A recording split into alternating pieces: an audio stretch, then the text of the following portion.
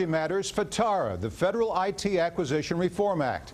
Last month, it passed the House with bipartisan support as part of the 2014 defense bill. The goal? To increase the accountability and authority of federal CIOs. Earlier this week, I sat down with one of the bill's co-sponsors, House Oversight and Government Reform Committee Chairman Darrell. I remember the 1990s, a similar bill known as the Clinger-Cohen Act passed in the Senate, later the eGov Act. How is this new bill different? Well, it really builds on Clinger-Cohen. That bill decided that we had to professionalize the IT workforce, and people understand that you have a CIO, somebody who's in charge of these programs, who's in charge of the budget of spending on IT. Except it turns out that except for one CIO, none of them have budget authority.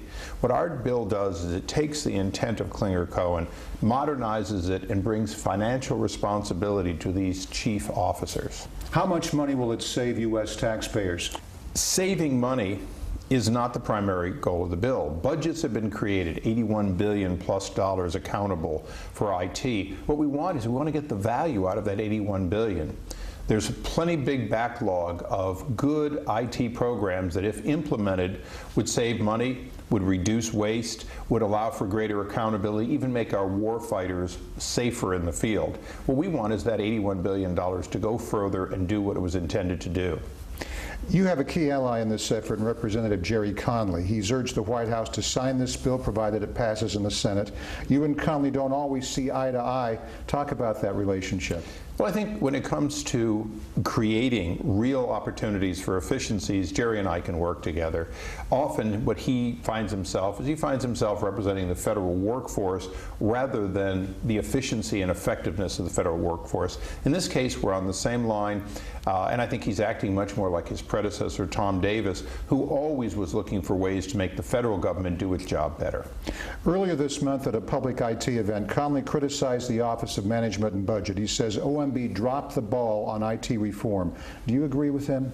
They did, but it's not uncommon. You know, OMB always says, let us handle it, we have the authority, and then you get a new OMB director and he or she starts over with the same line. I think Gerry and I both have learned that Congress has a role, and the role is we pass a law, it outlives any OMB director.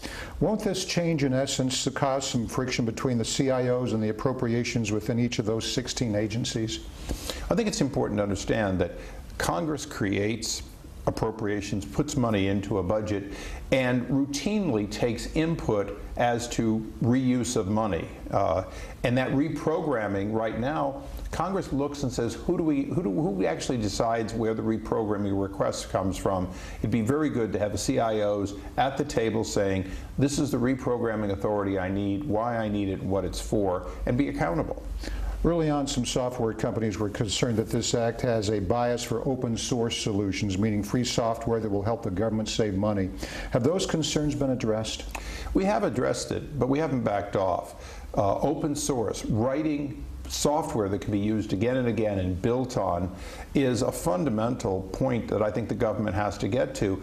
Often we assume that if we buy proprietary software from somebody else, that somehow it's better. But the truth is, we've often paid for that proprietary software, and when we want it modernized, we pay again, and when a different part of government wants it, we pay again. What we'd like to do is, to the greatest extent possible, build on software that we don't have to pay for again.